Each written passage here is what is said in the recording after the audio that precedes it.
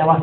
भारत माता की, भारत माता की, वंदे वंदे वंदे वंदे।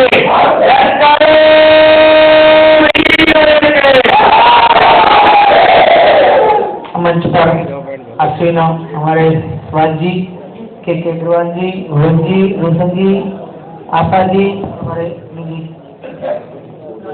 नंदलाल जी, आज की सभा के अध्यक्ष और सम्मुख बैठे सभी महानुभाव, आज हम एक ऐसे भारत माता के सपूत का प्रागट्य दिवस के उपलक्ष्य में एक कवि सम्मेलन कर रहे हैं। वास्तव में जीवन में व्यक्ति संकल्प करे तो कुछ भी असंभव नहीं है।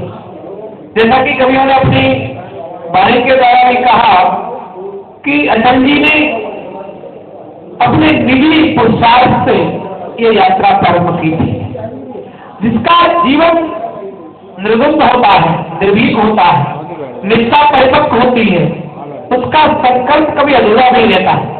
परमात्मा का आशीर्वाद, परमात्मा की कृपा ऐसे व्यक्ति के संकल्प को सफल बनाती है। उनमें एक अटल जी है।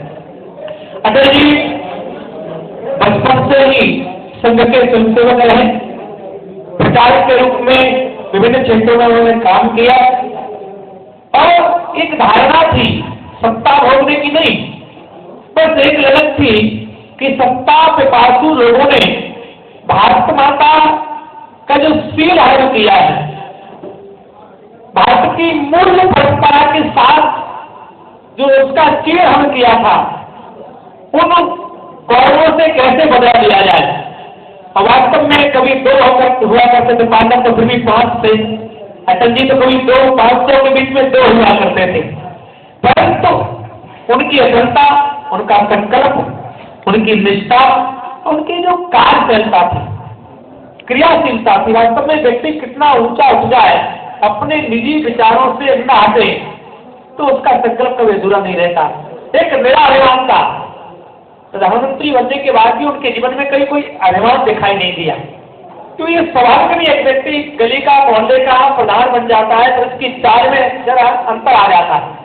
तो अपनी चाल में बदल जाए, विचार में बदल जाए, वास्तव में उसी को राष्ट्र नायक कहा जाता है या मानव नायक कहा जाता है।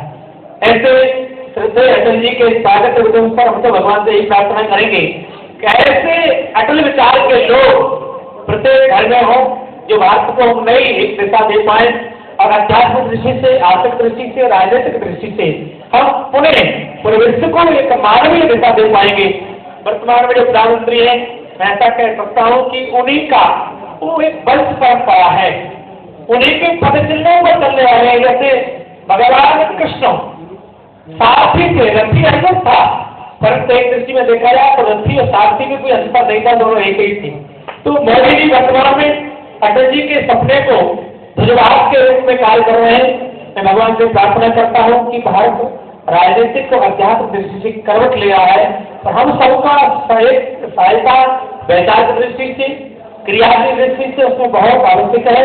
कवियों के बीच में कुछ बोलना, क्योंकि कवि जब बोलता है तो अंदर से, हृदय से बोलता है, और एक अंदर से व्यक्ति के अंदर में एक उमंग पैदा होती है, एक लहर पैदा होती है। और अटल जी तो चलते चलते कवि थे, चलते चलते कविता बना दिया करते थे। उनकी जो वाक्यपटता थी वास्तव में अनुकरणीय अनुसरण थी। ऐसे महापुरुष के स्वागत दिवस पर मैं आप सबको बधाई देता हूँ, परमात्मा से प्रार्थना करता हूँ कैसे सच्चे सपूत, क्योंकि परमात्मा की कृपा से ऐसे महापुरुष कभी कभी आते हैं।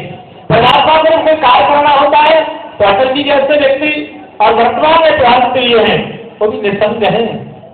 जीवन निर्दोष और निर्भीक होना बहुत आवश्यक है कार्य करने के लिए। ऐसी निर्भीकता बहुत समय के बाद हम लोग को प्राप्त हुई है। इस निर्भीकता को हम सहयोग कर रखें, संभाल कर रखें और जीवन में उतार कर रखें। इन्हीं कामनाओं के साथ आपका बहुत बहुत धन्यवाद। जय श्री राम।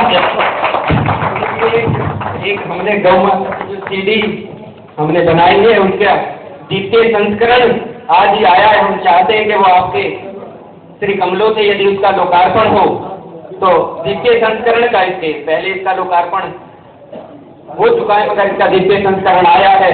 तो मैं चाहता हूं कि हमारे सभी महानुभाव इसका लोकार्पण कर दें और भाई सी के आजाद जी भी कृपया आ जाए मंच पर। ये गौ माता की सीडी जो हम गौ सेवा में समर्पित कुछ करने का प्रयास करते हैं, उसका लोकार्पण आदरणीय गुरु जी के कर कमलों से यहाँ हो रहा है। और एक बार जोरदार तालियां गौ माता की